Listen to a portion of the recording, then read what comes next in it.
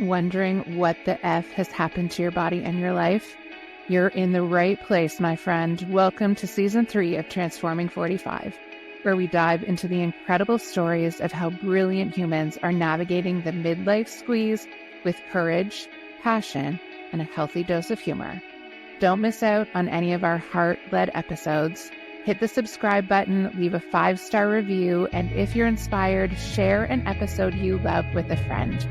It means more to me than I can express that you're choosing to spend time here and sharing our message of midlife revolution.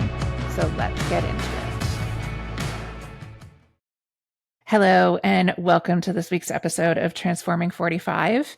This is a really important conversation, and it's one that I really haven't had on this show yet, and yet I know it affects so many humans, and it has a particular meaning, I think, for midlife women. So, Kellie, I'm so glad that you are here with us this week. Kellie Rhymes is a confident, bald woman who has overcome her struggles with hair loss to help other women facing similar challenges. She is a certified transformational practitioner, and through her coaching program, Limitless Mindset Coaching, she guides women to build their confidence and embracing their hair loss. She has personally experienced the transformative power of building herself up and has learned to let go of negative self-talk and fears about how others perceive her.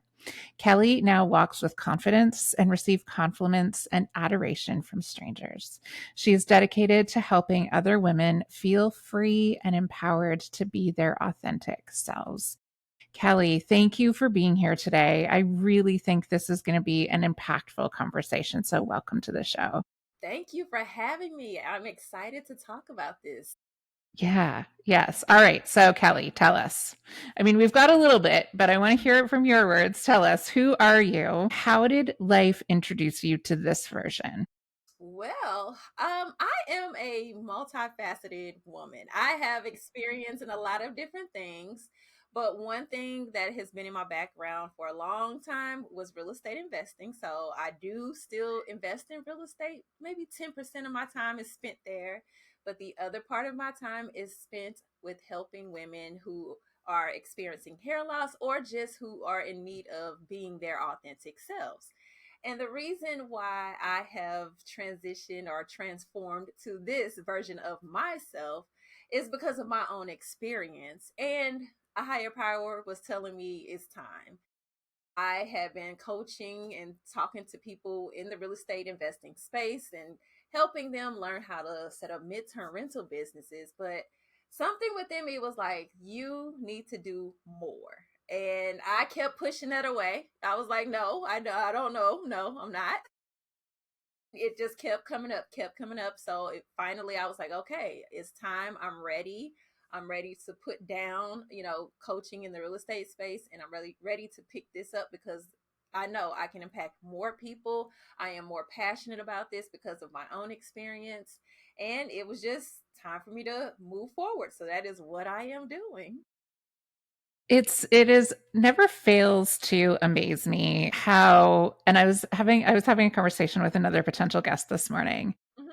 It is this, like, everyone's story is so different, but the structure of it is the same every Really? time. It is this moment of realizing I don't want to keep doing what I'm doing because I want to show up as more of my. Yes. And it's such a beautiful thing to see. Predominantly speak to women on the show. I have had men on the show as well, though, and hopefully we'll have more because a broad perspective and voice, I think, is really important. And it is that humans of our generation, I feel, really are taking up this mantle of saying, you know what? We followed the rules for a long time. We did all the things.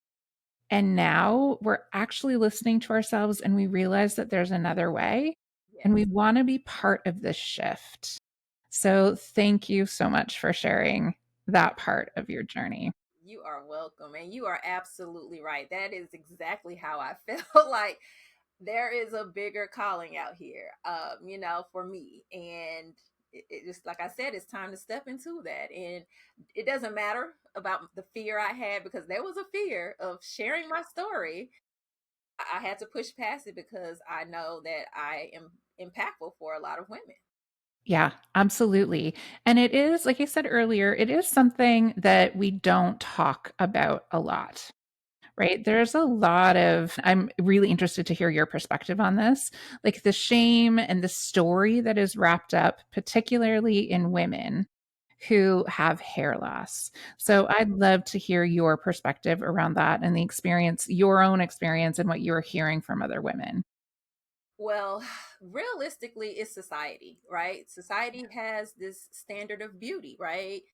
They are saying you need to have this long hair, it has to be flowy, it has to be thick, it has to be certain color, it has to be perfect.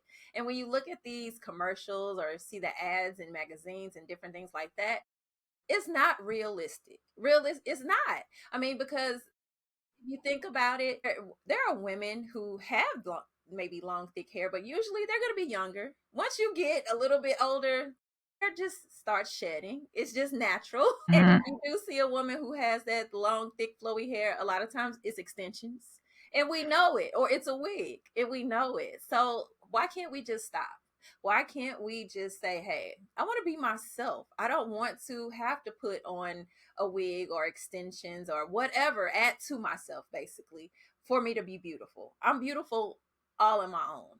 And that is what I'm really here to promote. And it takes some time because like you said, we've been programmed to say if you don't have this, if you don't have that, maybe the lashes, the hair, the makeup, the clothes, the boobs, whatever it may be, Yeah. right? Yep. You're not beautiful. And that's no, that's not realistic. And that's why you have a lot of women out here who have these self-esteem issues. They're out here getting injections that they should not be getting into their bodies and doing all kinds of things that are harming themselves in the name of beauty. And it's time to stop that. Yeah, absolutely. There's so many things. And so for my own personal experience, Mhm. my hair is a huge part of my identity. Yeah. And I will be very transparent about that. And I think about it pretty regularly because my hair is it's a big characteristic that I have. It's one of the first things that people notice when they see me. And when was earlier on in this journey, before I left education, my hair started falling out. Hmm. And it was for me a sign that something needed to change in my life. And when I made that change, I will say like my hair started to come back. I know that that is not the case for all people. And we are so tied up in these stories of what something means to us, Hmm. right? And in all honesty, my hair for me is youth. Okay. And I know that because whenever I see the gray starting to come in at my roots, because Hmm. this is not natural color, when the gray starts coming in at my roots, I am so frustrated because it doesn't. But here's where the conversation gets tricky, I think, sometimes, because that gray doesn't feel like me. I still feel like this vibrant person. And I know that there's lots of ways that I can choose to show that. My hair is one of the ways that I do it.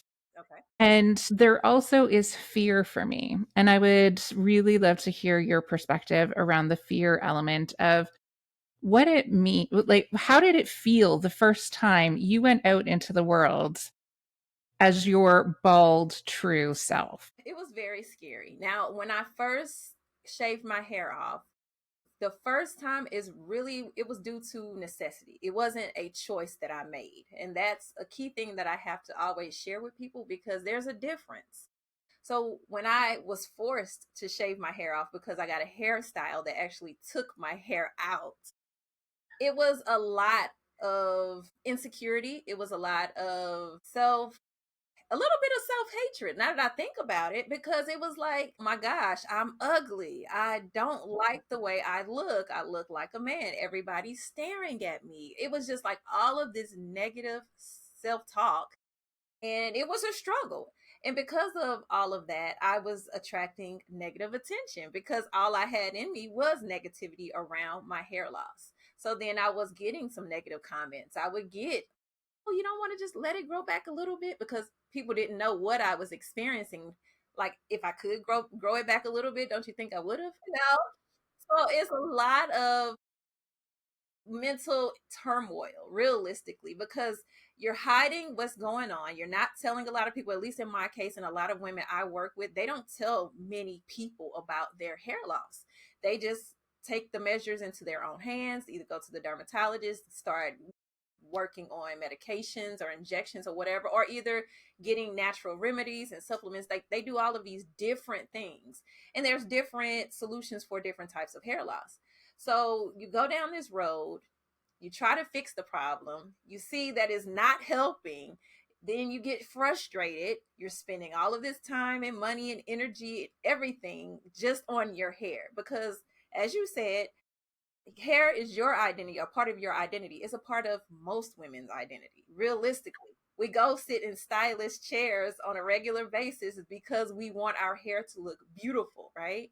It's a part of our identity. So women go through a lot of different emotions. I'm not going to say each woman goes through the same type of emotion, but definitely, I know I have gone through denial, and many other women I work with, denial is the first thing. And then it becomes anger, frustration, a lot of different things. And some women realistically like withdraw from social interactions and all kinds of things. It's a lot of steps that you can go through, or phases that you can go through emotionally, until you reach the point to where you're like, okay, I'm done, I'm tired, I don't want to do this anymore, let me embrace it and accept it. And then that's when I kind of step in and help women transition from, okay, I'm having emotional mental turmoil around this, let's take you from this to being confident, embracing, accepting, and moving forward in life. Yeah. And you had said earlier at the beginning, like the first time you went out, you were attracting negative attention because you were feeling negative on the inside. So, how did that shift when you had the internal shift? What did you notice? Well, after working on myself and really preparing myself to cut it off for the second time, and this was actually years later, I mean, this was a long gap in between me cutting it off for the second time. I had prepared myself, and I knew that I was ready, and I wanted to present myself authentically, excuse me, to the world.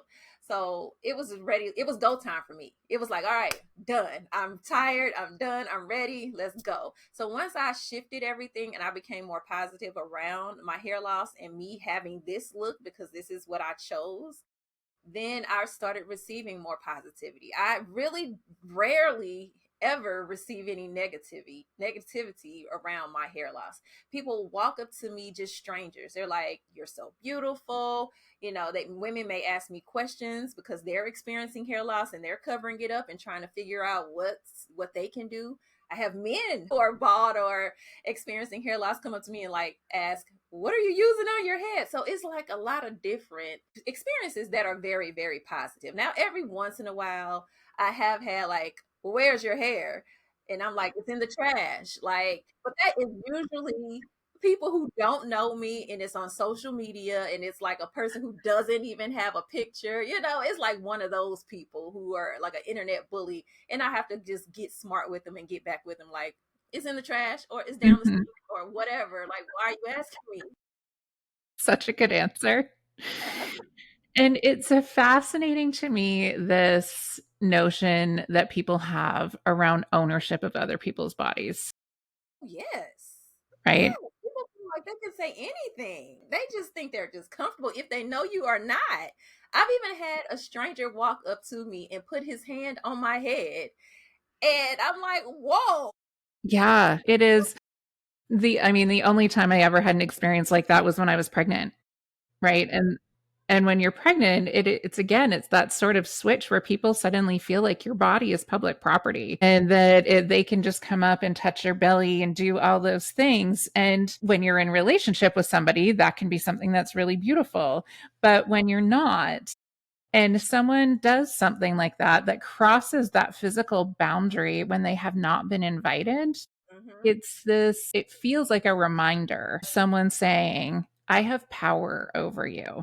Yeah. Yeah. And that's not good at all. No. Not at all.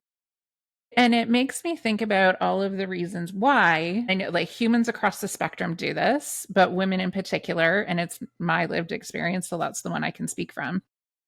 It's one of the reasons why we do all of the things to our external body that we do, because in many ways it's armor, Yes. right? It is armor from those kinds of interactions. Powerful in that you are giving yourself the space to be so vulnerable and act like literally shaving off that piece of armor and standing in your actual truth. Yes.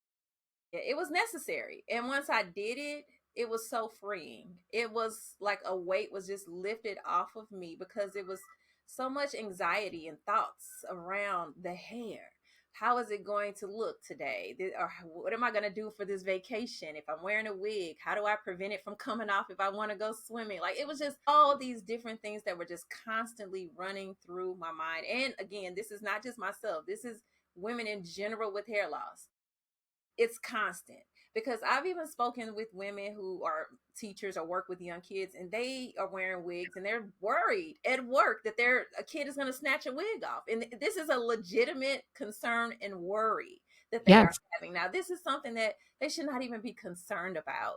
You're trying to just do your job to the best of your what am I trying to say? To the best of your abilities.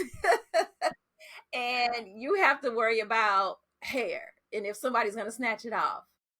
No, it's not. That's just unnecessary. And I mean, I know I'm not here to say women should shave their hair off. I don't want anyone to get that impression. I'm not telling you that unless that is something you want to do. I'm only saying that if you are experiencing hair loss, let's get you comfortable and get you to the point to where you're still confident with this hair loss and figure out what is going to be your solution. So for example, for me, when I cut my hair off, I actually went and got micropigmentation. So the hairline and the darkness you see is really micropigmentation because I didn't want to be slick bald. That helped me feel better about not having hair. And if for another woman, it may be something else. They may want to continue to wear the wigs, and that's fine. But let's make sure we have a good wig that looks nice on you and natural and that it's secure so you don't have anything to worry about. You're not constantly thinking, does this wig look right? What do people think about it? Can they tell it's fake? Because again, those are things that run through women's heads. Yeah. Yeah, absolutely. The amount of brain space that's taken up with, in this specific conversation, hair and how it looks. And gosh, yeah, hair even takes up a ton of my own brain space, right? Like what is it going to do today? What is happening? And this is like sort of newish information, and I don't know if you've heard it either, but there are significantly increasing rates of cancer for humans in like the 30s and 40s. Okay. And I was listening to a podcast with some medical experts who were talking about think about the amount of products that we put on ourselves every single day. And Yes. again, I am not here to say you should or should not do things. Like that's not the purpose of this conversation. But it's just a let's start to consider when I think about all of the things that I put on. It's like 4 products for my hair and then a face of makeup and moisturizer and vitamin C serum and acid peels in the evening and like I don't do a ton of extra procedures. Like I don't have lashes, I don't have nails, I don't have all of those things. And when we start thinking about adding all of those things on, not only is it like the amount of brain space that it takes up to manage all of that, and because you made me think about this earlier in the conversation when you were talking about like all of the things that we put on ourselves. There are huge amounts of chemicals that we are putting onto hair, on our skin, which is our largest organ, every day. And the impact that that is possibly having on our physical bodies. And I was wondering if you have heard anything about that or if you're seeing some of that in your practice. Well, not so much the cancer part, or I didn't know that statistic. I am aware of the products that are dangerous and different, things that we use. I'm definitely aware of that. But on my end, when it comes to hair, I can say from the standpoint of African Americans, The reason why a lot of us are experiencing hair loss is one, because of relaxers that we used to get a long time ago, and including myself. Now I'm 44, so I grew up in the 80s and 90s. Straightening our hair was the thing to do. Most African American women did it. We did not know that it would cause hair loss if you did not use it properly, or maybe, and I'm not going to say it causes hair loss in every woman, because it doesn't, but in a lot of women it has caused hair loss. Not even just the relaxers, it's the shampoos, it's the sulfates in those products are not good for our hair. And it's not just African American women, it's not good for anyone's hair, right? It dries your hair out, it makes it break. And we didn't know. We didn't know back then. I guess maybe the research wasn't available, or of course the internet wasn't around. So we weren't out there researching, Yeah. what happened in different products and ingredients. So yes, ingredients are a big thing, and not even just our face. Think about the deodorants, the soaps, everything we use has Mhm. chemicals in it, unless you are very intentional about going to buy organic or chemical free products. But when you get into that, you get into a higher cost point, and everybody can afford those things. Not for your entire household and for everything you need within your household. So, yes, that's a big, big deal. And not only the chemicals, it was also styling practices that causes my form of alopecia. Now, I have it's a nickname, is called scarring alopecia. So that's primarily in African American women because of the relaxers, the styling practices, but it also can be genetic. So, but yeah, that is basically what caused my hair loss. Yeah, I'm sorry to hear that. And you are so powerful in the way that you show up in the world. And it's this part of it, a part of the conversation also is the colonized notion of beauty, right? Mm-hmm. That is white standards of beauty and what hair is supposed to look like, which I'm putting in air quotations, Mm-hmm. that is impossible for almost everyone to Yes, meet, yes, right? exactly. And for women of color in particular who have hair textures that are different from what the standard beauty norm has been. Mm-hmm. And you and I grew up in very similar times. So when I think about, like, when I close my eyes and envision, what does good hair look like? I would imagine you and I have probably pretty similar pictures Exactly. Yeah. because of everything we've been indoctrinated with, Mm-hmm. right? Yep. And seeing how that has played out over time it's really hard to watch to see how that has played out. Right. Right. Definitely. But I can say that women are now more comfortable wearing their hair naturally. But this just happened, let's just probably say in the mid 2000s, as far as and I'm only going to speak about African American women because that's my experience, right? Hmm. That is when more women started wearing their hair naturally, stop the relaxers, and if they do straighten it, they may use like a flat iron or something that's a little bit softer on their hair, even though it's still not the best, but it's Hmm. not chemicals. So I am glad that a lot of women have shifted, and there are a lot of hair products now that we can use that are safe for our hair and to help our curls, because we have all different type of curls and coils, Yeah. so hair products that help us manage our hair much better. There are a lot of different tools and products and different things now available that just weren't available when I was younger, and I wish they were. That was just life. But I always say this: my experience happened for a reason. My hair loss happened because it needed to happen. That's what I was put on this earth for, because that means I have to help other women. And that's why it happened to me, for me to help other women. And that's how I know it's my purpose and it's my calling. Yeah. So, how do you start women on this process? What's the first thing you do with someone generally? First thing I do is sit down and we just need to have a conversation on what is actually happening with them. Let's get it out. A lot of times, that first one on one session is just me listening because I need to know what's happening with this woman. Every woman is different, and I'm going to tailor make whatever your our sessions and things that we go through specifically for that woman. So sitting down, get it out. What's happening with you? What are your goals? What do you want to happen? Now, are you a woman who wants to eventually just cut your hair off because you know it will not grow back? Or are you a woman who has alopecia that it could grow back or will grow back and you're trying to work towards that? So, those are two different avenues and pathways we need to take as far as boosting your self esteem up. And we have to eliminate all of those negative emotional charges around your appearance.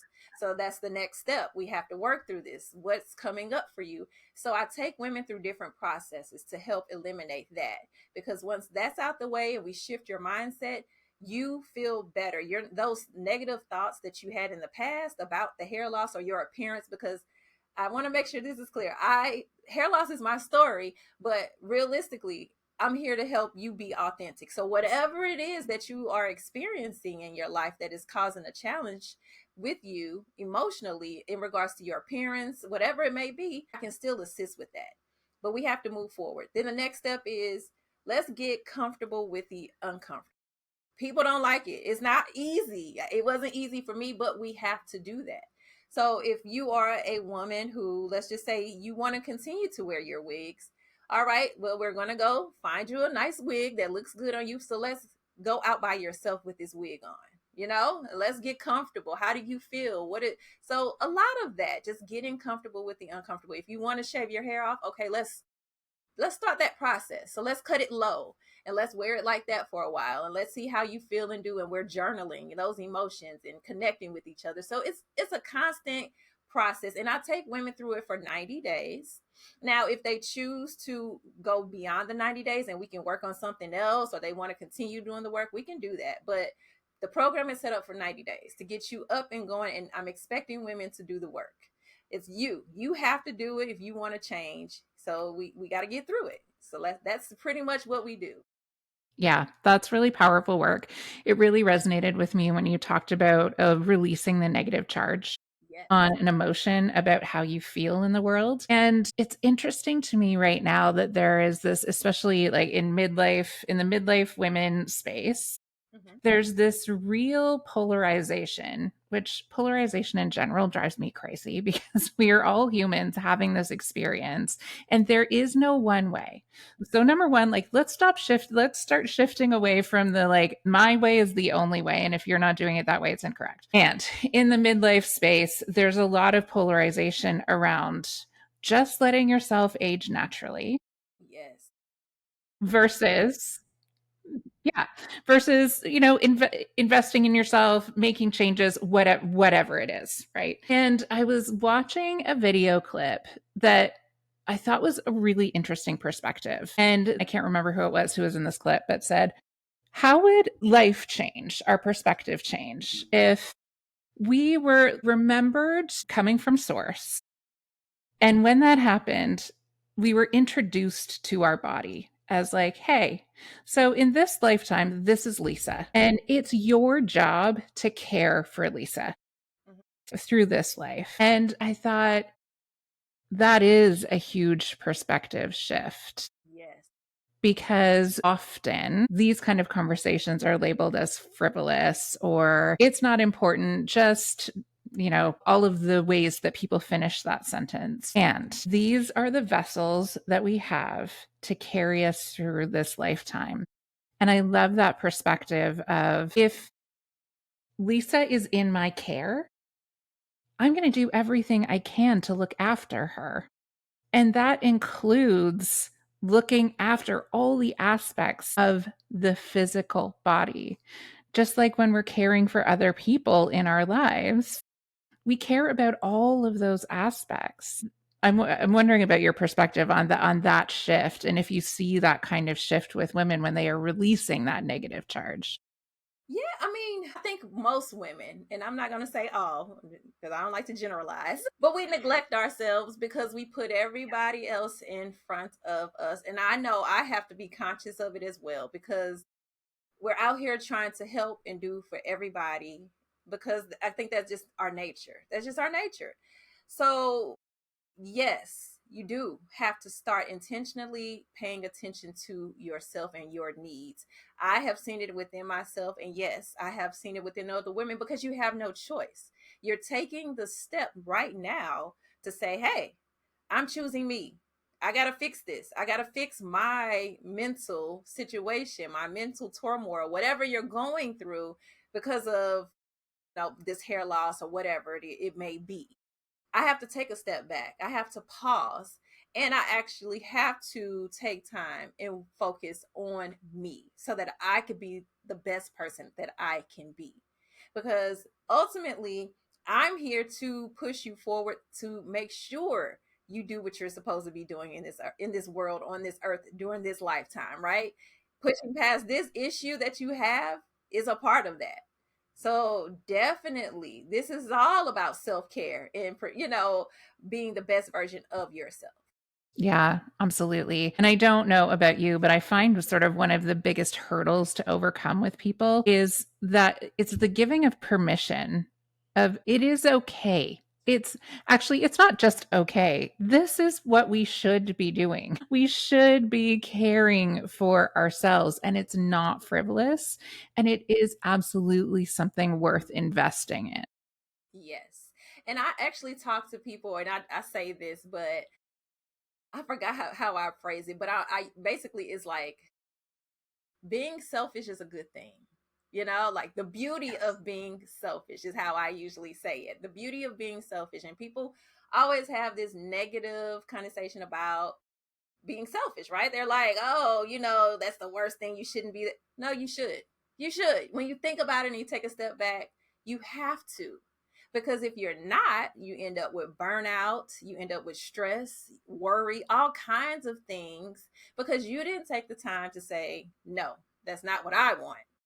Kellie wants this, and this is what Kellie's gonna go get. And Kellie doesn't care what you think about it, right? Everybody should be that way. I'm not saying be selfish to harm anybody in any kind of way, but if it's selfish to improve you and be a better person, I say go for it. Be as selfish as you want to be. Yeah, absolutely. I started referring to it as full of self.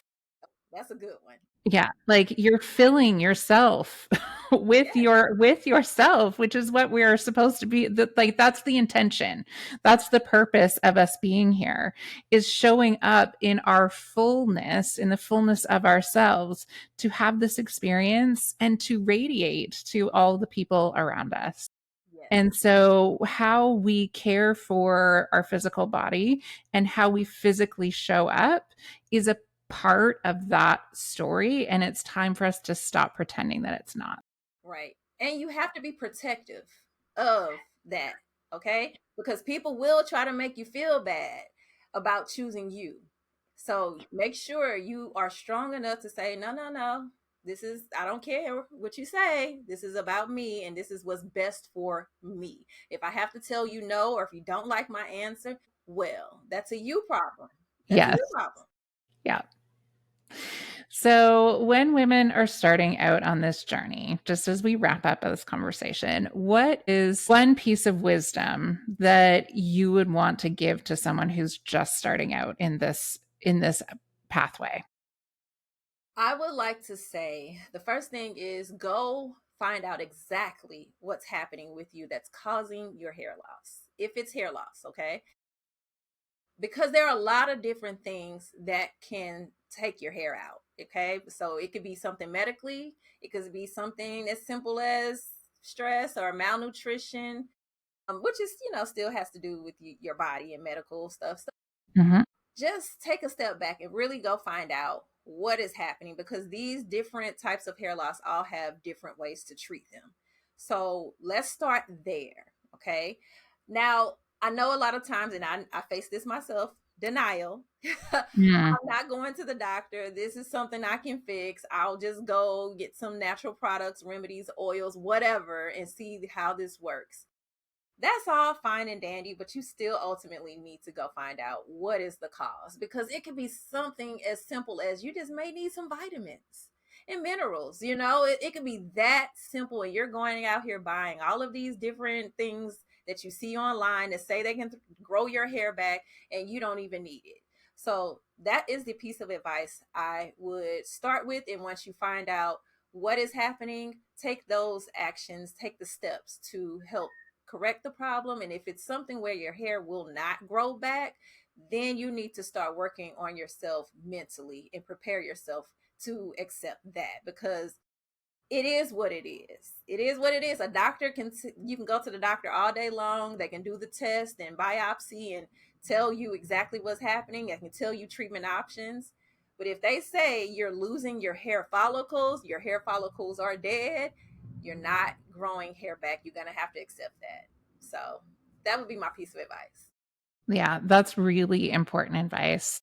Kellie, thanks so much for being with us today. I really hope that people who are listening hear how impactful your journey has been and the difference it makes for you and all of the people in your world. And if you would like to work with Kellie, all of her contact information will be in the show notes. So reach out. We were never meant to do any of this alone. So make connections with the people who are there who can really help you through it. Thanks so much, Kellie. Thank you.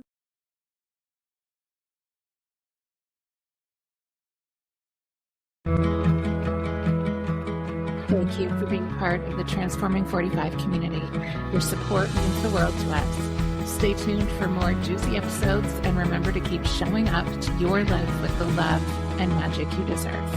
Until next time.